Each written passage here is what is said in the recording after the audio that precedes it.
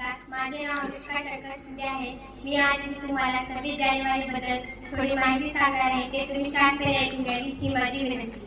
सूर्याच्या सोनेरी किरणाने उजाडली प्रजासत्ताक दिनाची पहाट. सूर्याच्या सोनेरी किरणाने उजाडली प्रजासत्ताक दिनाची पहाट. भारत मातेला वंदन करून करते मी माझ्या भाषणाला सुरुवात. भारत मातेला वंदन करून करते मी माझ्या भाषणाला सुरुवात. इंग्रजांच्या तावडीतून आपल्या भारत देशाला 15 ऑगस्ट 1947 रोजी स्वातंत्र्य मिळाले. हे स्वातंत्र्य मिळवण्यासाठी अनेक थोर नेते आणि स्वातंत्र्यवीरांनी आपल्या प्राणांची आहुती दिली. त्यानंतर 26 जानेवारी 1949 रोजी आपल्या भारत देशात संविधान अंमलात आले.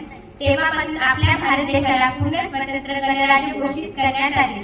म्हणून 26 जानेवारी हा दिवस आपण राष्ट्रीय सण म्हणून साजरा करतो आणि या दिवसाला भारतीय प्रजासत्ताक दिन म्हणून संबोधले जातात. भारतात बंधुभाव नित्य वसुदे, या भारतात बंधुभाव नित्य वसुदे, देवर्षी असादे. हे सर्व पंथ संप्रदाय एक दिसू दे, मतभेद नसू दे. धन्यवाद.